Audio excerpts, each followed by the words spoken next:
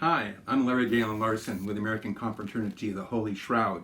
I'm an ambassador for them, meaning I'm trained and certified to speak on the subject.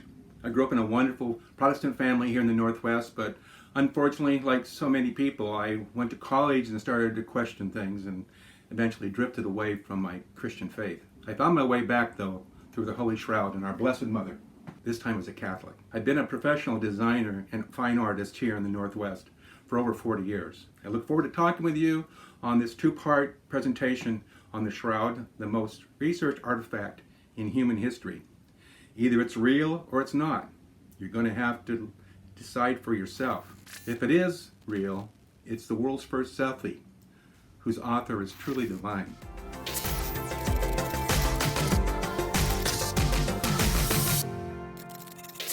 Hello and welcome to part one of my first talk on the Shroud of Turin, intersection of faith and science. Most of the images come from the Shroud Turin Center in Colorado Springs, Colorado. Let us begin. This first image is of John Paul praying before the actual shroud, and this is in Turin, Italy. I went to see the Shroud of Turin in 1998. It was a wonderful experience. I am touched by this slide because it's not far from where I got to sit after parading with the others in front of the shroud to get a close look, and then you are invited to sit down and wait and sit, if you like, just to contemplate being with the shroud for a time. And it was the most incredible experience. I would, if you ever get a chance, I would highly encourage you to do so. We're going to be discussing mainly the shroud and the elements that are on the shroud that are original, and some images that were some things that have been added later, like fires and other damages that are done, including the cutting for the carbon-14 dating. I'll be addressing the carbon-14 dating and other scientific studies since the original research project that was done in 1978. And so we'll see that in the second part. I mentioned we use our mind and our hearts. Well, in this slideshow, we're kind of like St. Thomas, and some of us may be more St. Thomases than others. Some of us don't need to see the slideshow to believe. And in fact, this is not even required to believe in the shroud to be Catholic. I mean, you don't have to believe that this is authentic. The Church's position, in fact, is they have a reserved position. They do not declare that this is a true relic. They leave that for the science to decide. But they say it's really worthy of our respect and our reflection. To think of, it reminds us of the actual Passion, even if it wasn't the actual cloth that he was buried in. So we're free.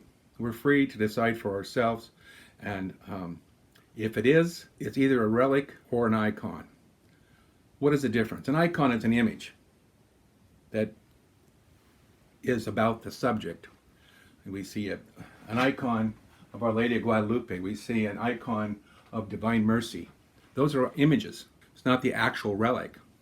This was touched to the Our Lady of Guadalupe was actually touched to the original tilma in Mexico City, but that's a print of a painting.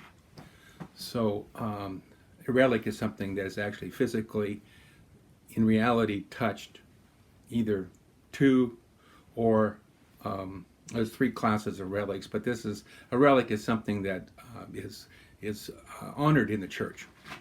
Okay, here's an image, a medieval image of Jesus being buried. You can see in the above portion, you can see the angels holding the shroud in its flat form, and we'll be seeing close-ups of all this, but also it gives you a hint about how the body is wrapped. It's laid on one half of the shroud, and then it's folded over the head down to the feet, and then it's bound. The scripture, then having bought a linen shroud, Joseph of Arimathea, took him down, wrapping him in the linen, and laid him in a tomb. I include this picture because this is a more accurate rendition. One thing that's characteristic about this is you see the body is in rigor mortis, and you'll see the bending, and it's still stiff. Rigor mortis lasts on the body after it has died anywhere from 35 to 45 hours, depending on the environment and the conditions of the body. This image includes Dr. John Jackson at the Shroud Center where I studied. This is BBC documentary being filmed, asking Dr. Jackson to describe how the body is buried in a shroud. And this is all according to Jewish custom. And you'll see another detailed example, but the shroud is wrapped around the body, and there's a winding cloth. This is only a theory, but it has evidence to prove by the dimensions of the shroud that they teared a strip off of one edge and wrapped the body with it. And when they later found the linens without the body, early churchmen sewed the stripping winding cloth back onto the shroud, and we'll see evidence of that in this next picture. This is the strip that was re-sewn onto the shroud. It's on the upper portion. It's only about 2 to 3 inches wide. Interestingly enough, a little bit of history on this. Textile historians and experts have discovered that the sewing pattern in which this winding strip was put back on the shroud was woven in a sewing pattern that they have not really seen anywhere else except in the tombs of Masada, a community where the Jewish people fled destruction of Jerusalem, and they were trapped in this mountain fortress. There was a famous movie made about it. They all lost their lives under Roman attack. Many of the Jews committed suicide so they would not be handed over as slaves to the Romans. That was in between 440 and 73 AD, that period. Here's another picture with the cloth wrapped by the winding strip that you just saw indicated around the neck, holding the cloth close to the neck. This will all come to bear when you see the images on the shroud. There's some markings there. Those are just research markings showing where the blood flows were and the patterns, and so they aligned them with the actual blood markings on the shroud. Now here's the shroud in complete form, as you see in the first image.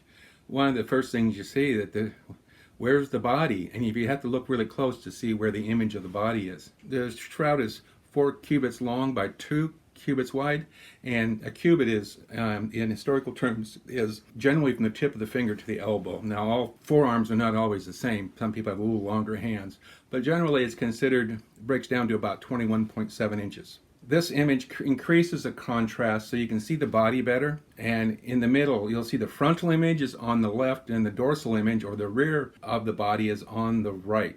The man is naked, and they buried in a fashion where it's a modesty, which would be no surprise. One of the things I didn't point out at first, but one of the things you probably saw first, were the burn marks from the 1532 fire that you're going to see more of later. It was amazing. You can see how the cloth was folded up by the burn marks of 4 diamond-shaped burn marks in the very middle, going up and down, and then the burn tracks across the side. The silver casket that held this started melting, and the burn marks were precipitated by melting silver onto the cloth. And there are 16 patches that were sewn on by nuns at a later date to cover the burn holes. So you'll see those throughout. There's also ancient water stains. You'll see that again appear. The water stains were created, you can see they're repeated over and over in an increasing manner or a decrease depending which way you follow it. You'll see one pattern showing the center of the abdomen and the front, and then above the head between the front and the dorsal image. That was created by being folded up as the diagram shows, and at some point, we don't know when, but it was stored in a clay jar. And on the very far right image, you'll see that at some time the jar took in water, and it laid there for a time, and the portion of the linen in the corner may have gotten down in where the water was standing. So it left this permanent watermark, and it's something nobody's ever said they could even carbon-14 date that or any other way to date it. Here's an image that I took when I was at the Shroud Center. We were studying the shroud. This is a replica of the shroud. It's rear illuminated. Dr. Jackson's talking about the burned edge around where the patches were sewn on by the nuns. One thing I want to stress on this that you might miss in other presentations. This is rear illuminated. When they did the research, And I'll go into the actual Shroud of Turin research later. But when they did the original research, they rear lit the linen cloth. And there's some things you'll see there, and there's some things you won't see.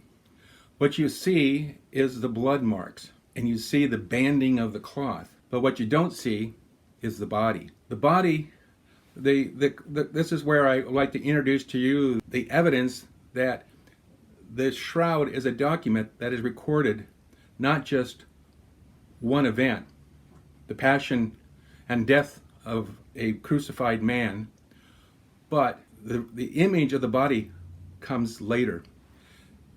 Blood arrived first when he was buried, and while the body was still in rigor mortis, which was 35 to 45 hours, some people say 50 hours, in that time period, the body image was imprinted like a exposure.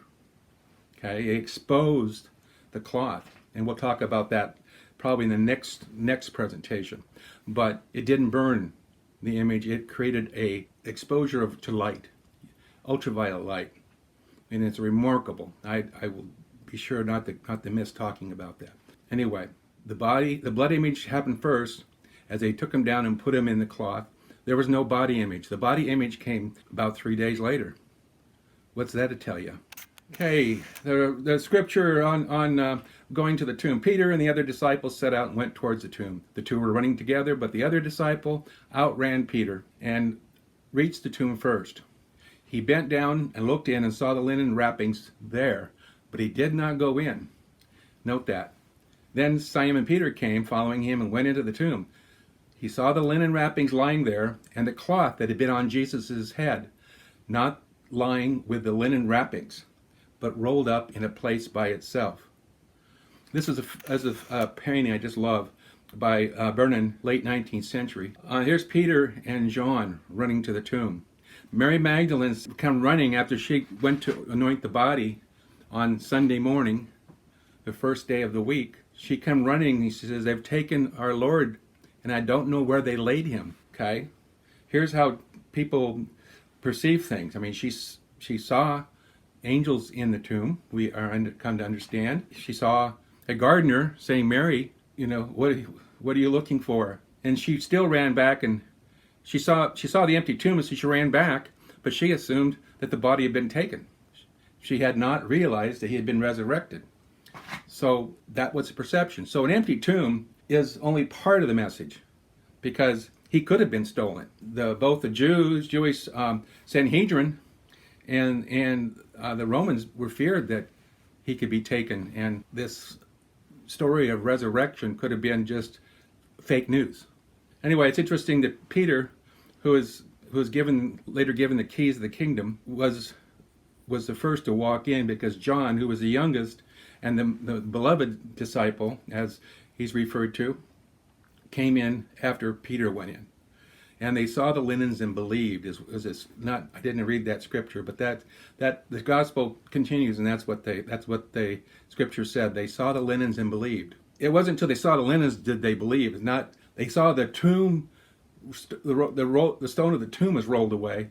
That's not when they believed. They were still confused. You can see the confusion on their face and like anticipation and anxiety. And this is perhaps what they saw. The shroud with its still winding linen still wrapped around it, but the body was missing. But to talk about Pilate. Pilate took Jesus and had him scourged. And the soldiers wove a crown of thorns on, placed it on his head, and clothed him in a purple cloth. And they came to him and said, Hail, King of the Jews! And they struck him repeatedly. So they took Jesus, carrying the cross himself. He went out to what is called the place of the skull in Hebrew, Golgotha. Here they crucified him. Okay, here's Pilate presenting Jesus to the crowd. Now, I want to stress this point. This is the famous painting Ecce Homo, which is Latin for, okay, who knows what Ecce Homo stands for? Behold the man. Was Jesus just a man? Many people think he was, or was he who he said he was? Anyway, Pilate had Jesus scourged, not believing they were ever going to have to crucify him, because he was an innocent man. He said, this is an innocent man.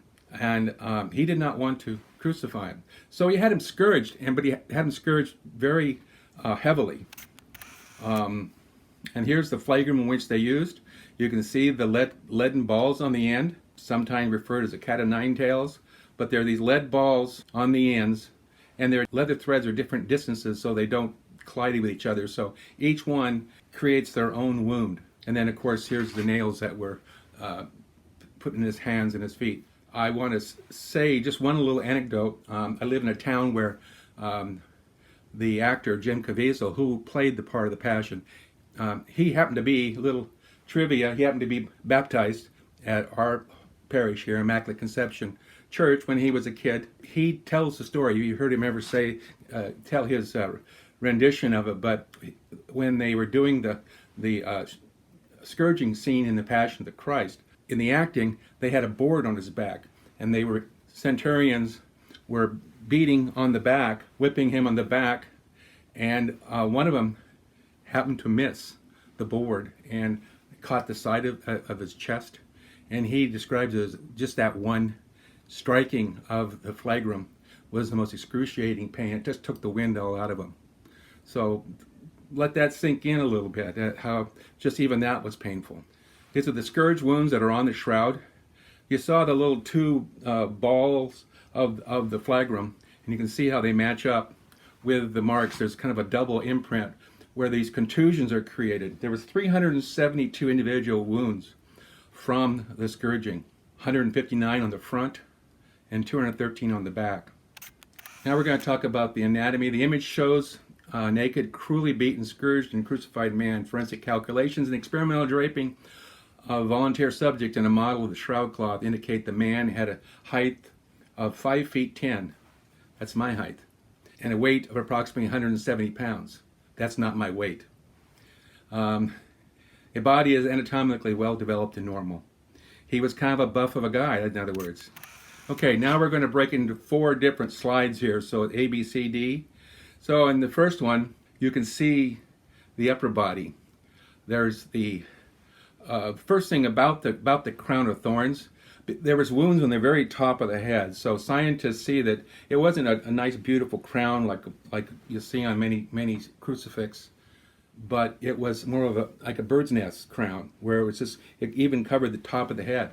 It was quickly made by the centurions as they were putting the red robe on him and giving him, a staff and mocking him and spitting on him. But they found the thorns, and they made it up rather quickly. It wasn't well prepared and carefully made. It was kind of quickly placed on him and pushed down hard.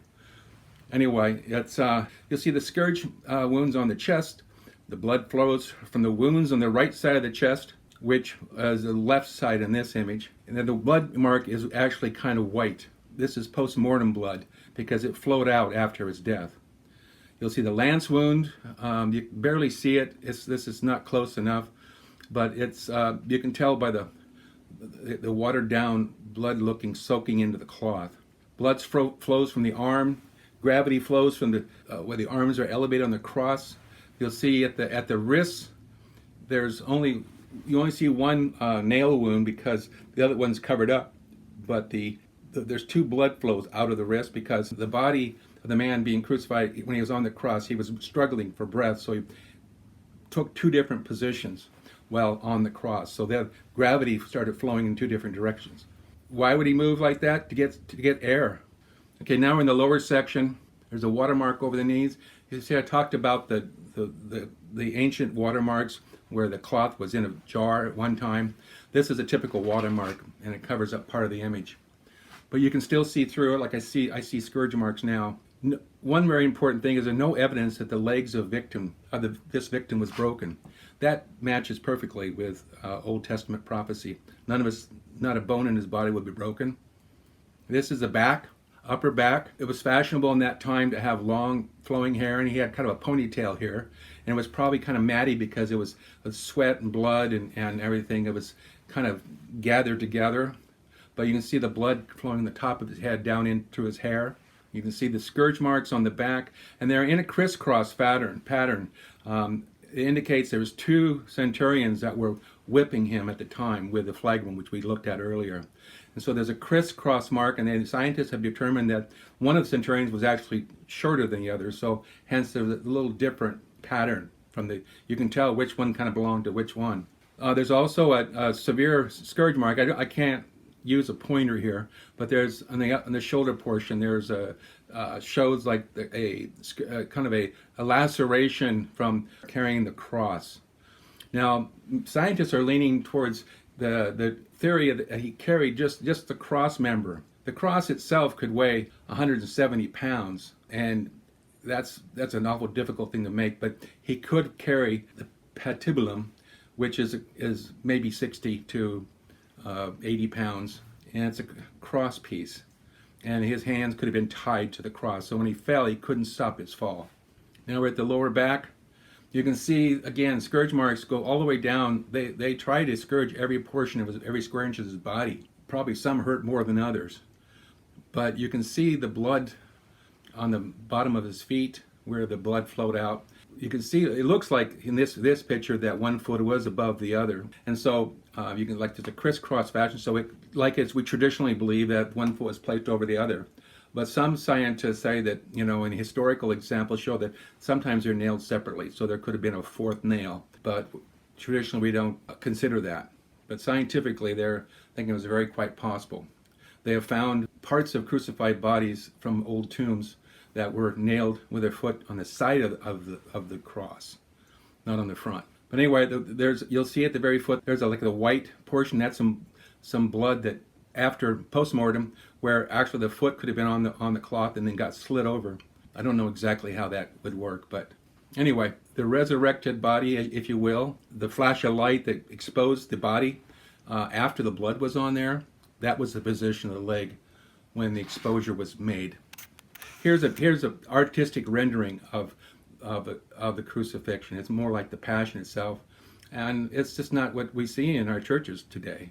Some churches in the world they do, but I just share this because art can sometimes express what we try to do and express with other data. Just looking at data, sometimes we lose the impact of what this man really experienced. Like they say, a picture is worth 1,000 words. One thing I found startling and exciting was they found dust from the stone there in that area. They found travertine aragonite marble in dust, and it was on the heel of the foot, it was on one knee, the left knee, and it was also on the tip of his nose. In forensic science, that would indicate that he fell with his face to the ground, and he fell on his knee. But most of the dust is in his heel. Now we're going to talk a little bit about the blood. This gets into the more scientific part of it, and I'm not going to say too much about it, except that blood, after a few hours, the red blood turns black. But this blood is not black or dark brown. It is red. It remains red. The blood is actually soaked into the linen fabrics here. This is extreme close-up. The reason for that is when a body goes through extreme pain like this man did, it goes into hypovolemic shock, where the body sends a signal to the liver, and the liver produces what they call bilirubin. It's a yellow-red pigment which enters the bloodstream, and it breaks down the red blood cell walls and releases hemoglobin, a red protein responsible for releasing oxygen into the blood more quickly. And it aids in healing. The body has a gift of healing itself. That's why you see in people who have car wrecks or whatever, they're bruised, they'll have some yellowing skin. That's bilirubin in the skin trying to heal the body, bringing more oxygen to the wounded areas.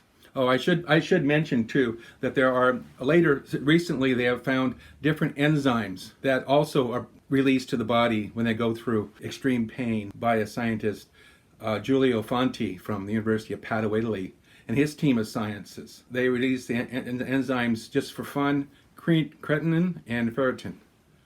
They're found only in victims who suffer forceful trauma.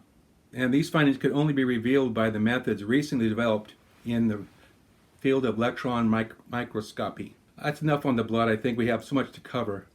But All of this is consistent with the sequence we find in the Gospels: the blood staining of the linen first on Good Friday, and the image coming second at the resurrection. Again, here's an example of comparison: the backlit image versus the front lighting. The front lighting, you can see the body. On the back lighting, you don't see the body, you see the blood stains, and they give hints of the body, but they don't really show the body. And you'll see why in later studies of the image on the linen. One last thing on this backlighting showed the primitive banding from the flax linen. It shows that it was from the first century, early centuries, because it's not a more sophisticated linen of later years. So these bandings were quite common in the older cloth. So this is not something from the Middle Ages, is what I'm saying. It's something from the around the first century. Okay, where did the cloth go? Well, Jerusalem was under after Jesus' death and resurrection. Christians pretty much had to go into hiding after a while. Around 44, Peter went to Antioch. That was considered the cradle of Christianity. Antioch was one of the three largest cities in all of the Mediterranean area and the Roman Empire. And that's where St. Luke was born and raised, and that's where he wrote his Gospel and the Acts of the Apostles. It's where they were first called Christians, was right there. Antioch in 540 had to flee because they were being destroyed by the Persians. They were under siege by the Persians. The patriarch of Antioch snuck out earlier, knew they were coming, and he went to a place called Communiana. There's also a second image that shows indications in history that there was another cloth. It's called the cloth of Edessa. So there was two cloths. Either one cloth went to both places, or there was two cloths. These cloths all ended up in Constantinople, and that was in their inventory in Constantinople. We'll see a reference to that later. I'm not going to go into this because there's a lot of various versions of these stories, but there shows they definitely existed. It was the emperor of Constantinople that brought in large armies. One army was 80,000 soldiers came in, and they addressed the leader of Edessa and requested the cloth because it belonged to the Christian people.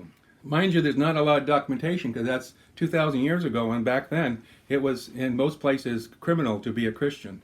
The Jews certainly didn't want this sect to spread. They considered them heretics.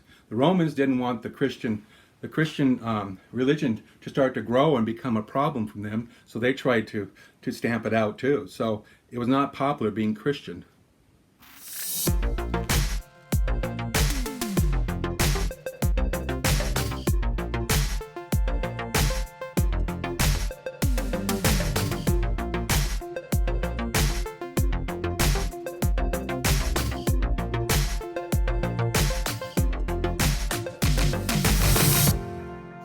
Welcome to part 2 of my talk on the Shroud.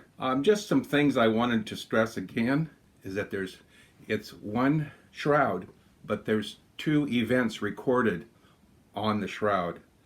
There's the blood marks were made on Good Friday, and 2 days later, the body image appeared.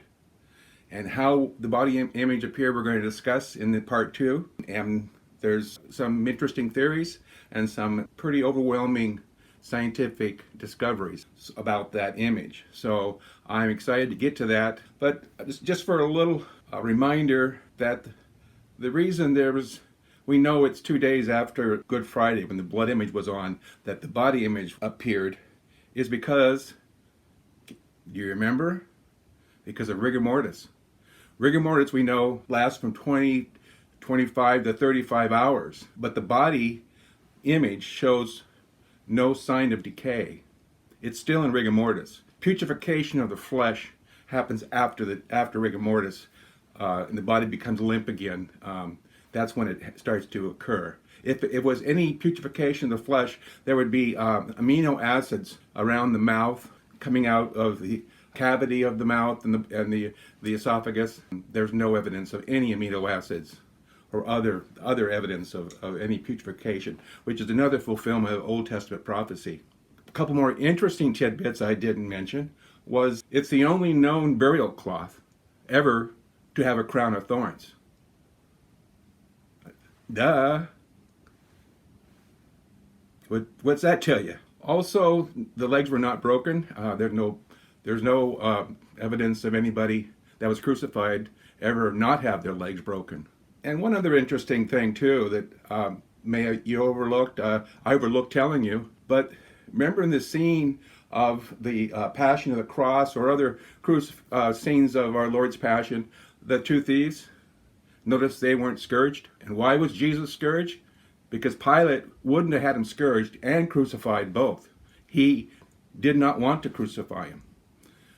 The crowd forced him to.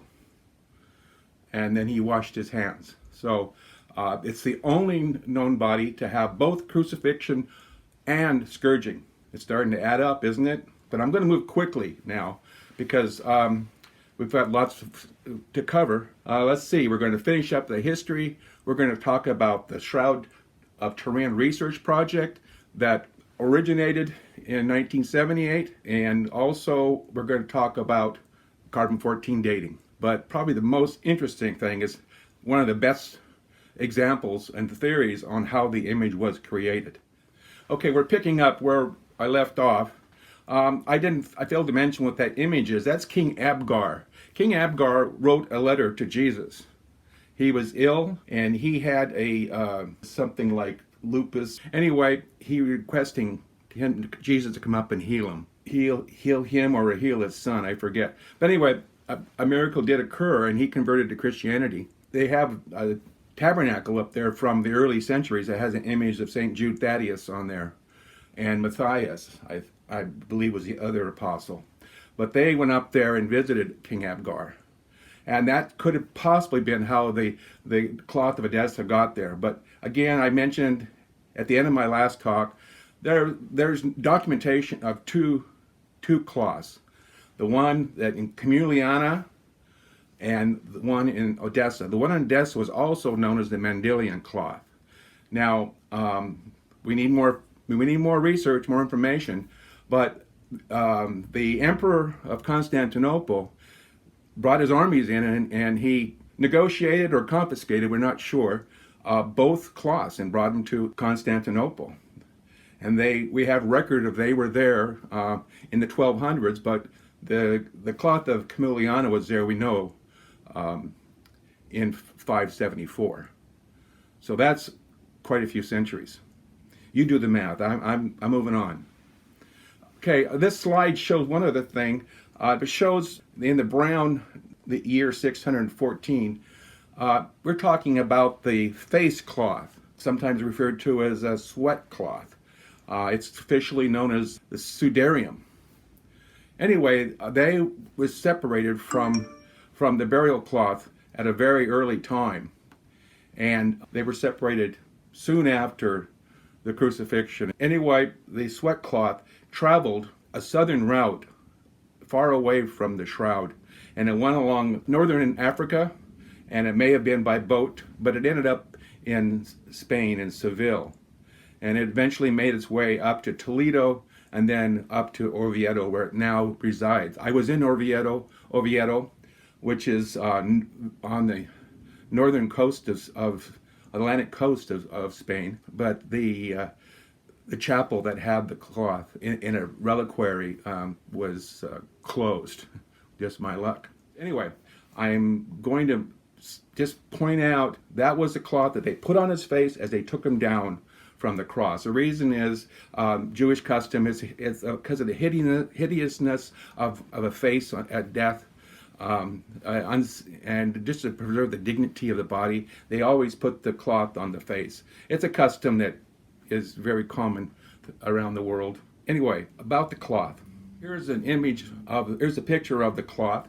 You'll see there's some fluids in different parts, heavily in one area, but the cloth, there was also a fold. You can kind of see a crease fold. And that's why the duplication of the image, kind of a Rorschach test, mirror image of the heavily fluid area. Well, that was fluid coming out of Jesus's mouth. He had a lot of water in his lungs from the collection of body fluids. It was around his heart, myocardial tissue, the sac around the heart, and then the pleural cavity, which is around the lungs. They fill up. And that's why when the spear pierced his side, it spewed out. There's so much pressure because there was so much water built up in his body. Anyway, this is the markings to the far left. That's blood on the back of his head. Here's the two cloths now reunited, just for comparison. And I'm focusing here with this slide on the blood stain on the back of the head, on the lower back of the head. And it's a perfect match. These are the two overlaying his transparencies. It's not the sharpest image to look at, but it shows that there's a perfect match, and both the blood types on both cloths match, type AB. Okay, now we're going to talk about what the shroud caused, a ripple effect in imagery. All the early images of Christ were a young man. There were no known images, we haven't discovered anything yet, of the man appearing as a bearded man of 33 years of age. He's either a young juvenile or a teenager or just maybe a man in his 20s. Here's different scenes of the catacombs in different early churches. Jesus healing, the Good Shepherd in the catacomb in Rome, Jesus raising Lazarus in another catacomb in Rome, and Jesus raising Lazarus in the Basilica in Ravenna, Italy. That's from the 6th century. And it wasn't until 550 did this image appear, the Pantocrator. That is an image that is the most stunningly remarkable likeness of the man on the shroud, which we believe to be Jesus. Many of us believe to be Jesus Christ for the reasons what I'm going through. And it's so similar. There's 150 points of congruency, and in a court of law, all they need is 45 to 60 points of congruency to make a judgment, sometimes to make a conviction. So we have 150 points of congruency. Here it shows a comparison. You can see the long nose, the length of the face. You'll see a little bit of an asymmetry to the face. The left side doesn't quite match the right side, but that's the way we all are. If you look closely, and you've probably seen examples of this, our left face is not the same as our right face. And in some people, it's more extreme. This image now starts to be born. This iconic image starts to repeat itself in other items, especially on the coins. Justinian minted a coin in 692 AD, and it's an incredible match of the proportionality of the face. You can see the long nose, the asymmetrical face again, like I mentioned. There's also a crease underneath the neck there. Well, you can't see it on the slide too well of the shroud, but there are the same kind of wrinkles on that, and scientists believe that's where the cloth bunched up when the winding cloth was around the neck. We talked about the winding cloth in the first part. And also, it's understood that his beard was pulled by the centurions when they were mocking him. A very painful thing to happen, but part of his beard was pulled. And you can see that in both the coin and in the shroud, which I didn't point out earlier. I was waiting for this coin, so I thought that was a good time to point it out. Okay, a remarkable thing, I mentioned the herringbone weave. The herringbone weave on the cloth is a 3-to-1 ratio. And here's a close-up of the cloth on the right. It's really a crude pattern. The thread is of irregular shape. It's a primitive thread, and historians and experts in textile weaving, the best experts in the world, say that's clearly a cloth of the 1st century. That 3-to-1 pattern has not been found anywhere except in latter times. It's become popular, but it's much different in that the thread is very, very uniform because we have the technology to do it more perfectly. And then thus they also, when they weave, they eliminate the banding we saw in the rear illumination. Okay, just real briefly, this is a cloth that appeared, a painting rather, that appeared of a burial cloth of a man looks like Jesus because he's got a halo around him and his arms are crossed in the exact same fashion. But it's pointing out poker holes here. This painting was from Hungary, and the poker holes are pointed out on the shroud here, on both the front and the dorsal side of the shroud. And it's 4 times because the cloth was folded into fours, into quarters. And it's speculated that it was used in a celebration of a mass or some devotion where there was incensing involved, and the priest or whoever bumped the altar table and charcoal fell on the cloth.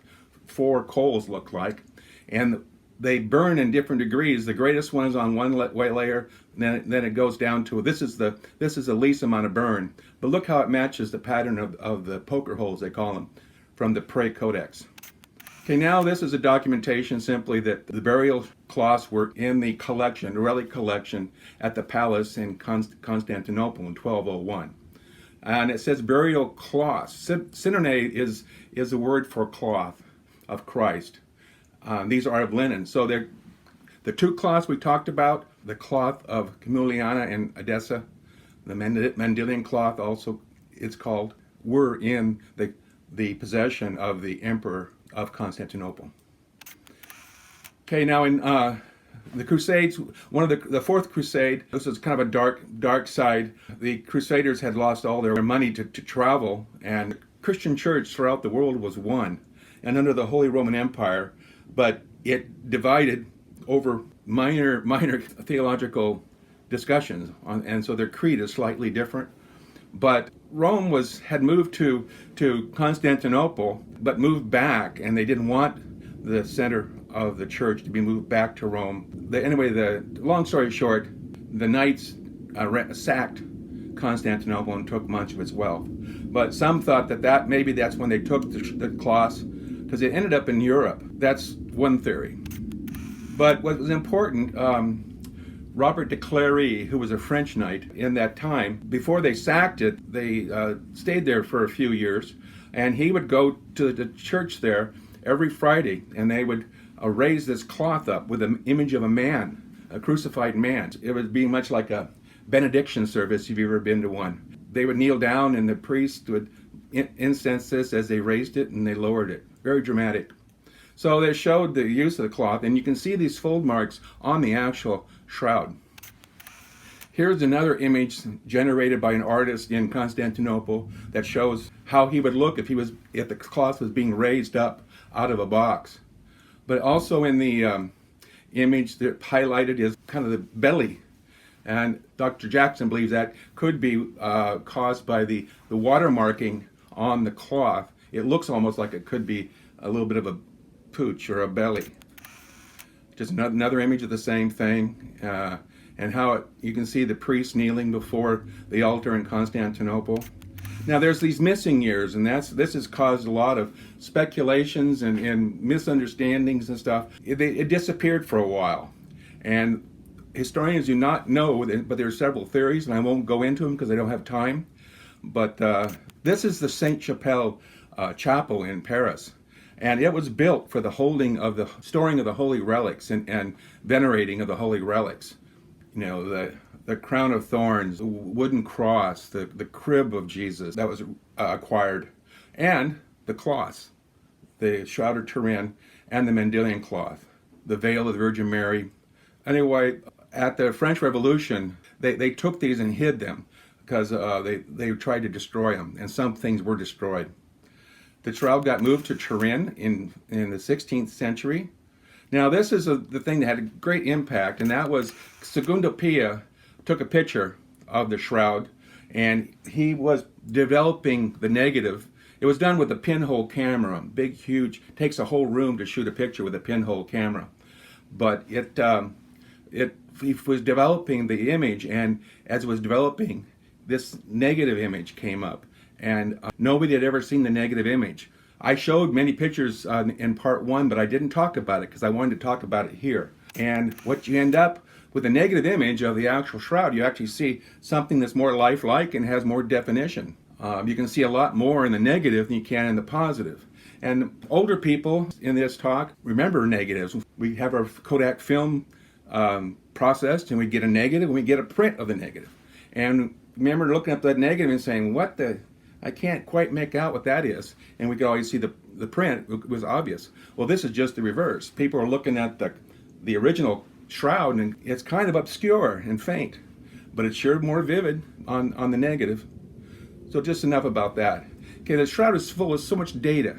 It's a document. It's holding all kinds of information that we're still discovering today. And this is a point I want to make now, is that we have not had the tools to gather all this data until the last 50 years. Case in point, first it was a camera. The camera gave us the negative image, so we got a whole bunch of new information to study. And now, in 1976, a scientist took a VP8 analyzer image of the shroud, and they found three-dimensional information. Dr. Jackson was with him too in this test, and that launched a whole new wave of interest. In fact, so much interest that it drove them to organize a team of scientists to get permission to go to Italy, and for 5 days and 5 nights investigate, document, record anything that they can discover in their study of the shroud round the clock, and they barely got any sleep. The VP8 analyzer is used with satellites, and they travel to planets and asteroids, and they record the surface. The VP8 analyzer helps to read the data and give contrast so you can see the three-dimensional landscape on these different planets, far, far away. Anyway, the Shroud of Turin project, Dr. Jackson is from, he was an instructor at the Air Force Academy in Colorado Springs. That's his jet parked out front. And here he is on the left exploring the cloth. They're wearing surgical gloves that they could not contaminate the object. And I'm not going to go into this too much. Just understand they gathered all the data. They blood tests, pollen samples, electron microscope recordings, X-rays, ultraviolet light, every imaginable scientific tool they could think of to measure. They did, just 5 days and 5 nights. Anyway, I'm going to speak now on the pollen because my time is running short. This is Max Frei. He's a Swiss criminologist. He gathered the pollens on the shroud, and this is what he came up with. 204 pollen grains, 49 species, 13 species being unique to Jerusalem, several species unique to Constantinople.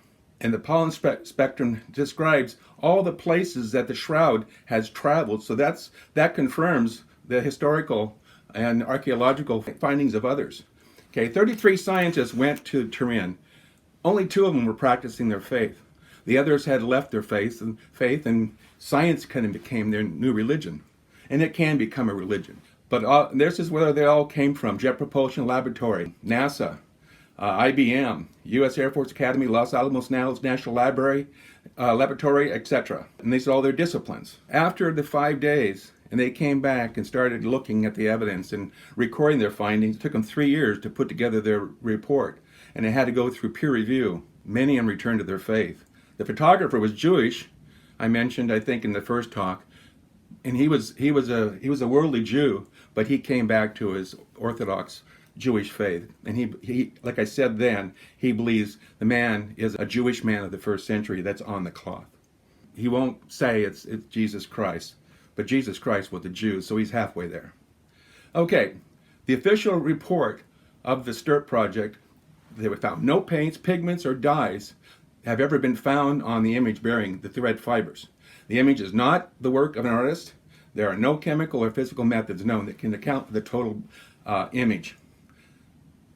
The King Uberto from the House of Savoy, he turned the shroud over to the custody of the church, and it's the property now. It was deeded to the Pope, that is Pope at that time, and the Holy See. There was a arson attempt to destroy it, fire on Good Friday. It was miraculously saved by a heroic fireman who busted the bulletproof glass with a sledgehammer that couldn't be broken, they said. Anyway, and now here it is today. And it's in a very secure area with round-the-clock security and guards. Now, I'm wrapping up here, and I'm going to just talk about this. This is something that's just incredible. I'll have to just say something short about the carbon-14. Superficiality. This is the darkest part of the image of the man. Okay? This is the darkest part. It's on the very outer side of the fibers. Now, there's a thread is made up of about 90 to 100 fibers as a rule, but it's only the outer fibers that get reacted to whatever caused this image. Now, scientists have determined that cellulose has carbon, and the carbon atom is much like this. And all it was, nothing was added, it just the covalent bonds changed. So something, whether like electromagnetic field, a nuclear reaction, whatever, it changed the covalent bond, and that's what caused the browning. This scientist, Paolo de Lazzaro, he developed a technique where they were able to render a pretty close match to that browning. It's ultraviolet light inside a vacuum on a very small area. They matched the color on linen. Now, the researchers indicated that it would require using a burst of 40 nanoseconds and 40 billionths of a second to create the full frontal and dorsal image. In other words, the intensity and the ultraviolet light would have to be around several billion watts. And guess what? It would require more than all the lasers in the world. Okay, that's miraculous in my mind. Okay, I'm wrapping up here, but I want to just say the carbon-14 dating, in short, it was thrown out. Scientists have not been able to figure out why it was so far off. But it doesn't match the science. And I'm going to point out here, about 20% of carbon dating results are discarded. These are some of the reasons. They had examples of mummy linen dating centuries younger than the mummy it wrapped, dating of a newly killed seal dated at 1,300 years old, dating of one-year-old leaves dated at 400 years, dating of living snails dated to 26,000 years old. Science is not perfect. We have to remember that. There are anomalies to even carbon-14 dating. This is the corner, and that shows the different test samples at 3 different laboratories, but they never followed scientific protocol. They went against the wishes of the Italian scientists in the STIRT project, and they went their own way, and it was never met peer review. Only was recorded in Nature magazine, which is not a scientifically respected document, like Scientific Digest, Architectural Digest, Scientific American. The STIRT project went through all of these. So it's basically not discussed. I've been to 2 international conferences, and they barely discuss it. They just don't know how the image of the body was made. This just shows the hands on the corners. But one thing you might keep in mind, I like to offer this, going back to the image. The body image is at the moment of Jesus' resurrection. Think about this when you look at this image next time. This is a moment that heaven's door was open for all of us. Heaven's door was open at this moment. And those that were sleeping that were sleeping from previous centuries, they were all called up to heaven, but he first opened the door for us. So hallelujah. Anyway, that's my talk. I got to cut it. So thank you for spending time with me.